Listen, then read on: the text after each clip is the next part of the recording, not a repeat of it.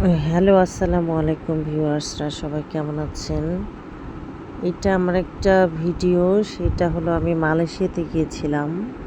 Malaysia আমরা যেয়ে উঠেছিলাম একটা অ্যাপার্টমেন্টে। খুব সুন্দর একটা অ্যাপার্টমেন্ট। আমাদের ২ রুমের ডাইনিং একটা ছিল। এই যে একবারে এটা ৫০ তলা একটা বিল্ডিং ছিল। আমরা ৩৯ তালায় আমাদের অ্যাপার্টমেন্টটা ছিল। আমরা ৩ জন গিয়েছিলাম, আমি, আমার মেয়ে, আমার হাসব্যান্ড। কিন্তু এত সুন্দর একটা অ্যাপার্টমেন্টে থাকবো আমি আসলে বুঝতে পারিনি। আমার মেয়ে ঢাকা থেকে ও সব অনলাইনে দেখে অনলাইনে বুকিং করেছে।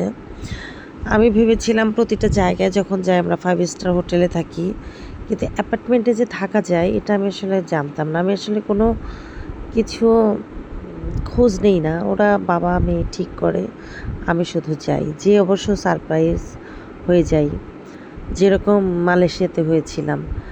খুব সুন্দর একটা বিশাল বড় একটা অ্যাপার্টমেন্ট আমরা থেকেছি।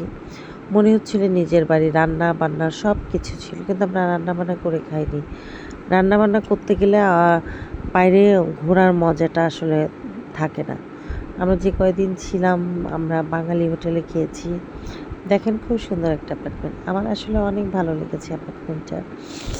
ঘুরতে গেলে আসলে এরকম অ্যাপার্টমেন্টে বা 5 স্টার হোটেলে থাকতে কিন্তু অনেক ভালো লাগে। আমি ঘুরতে যে কোনো জায়গায় যাই, আমার একটা অনেক বড় রুম থাকে। আমি সেখানে ঘুমাই।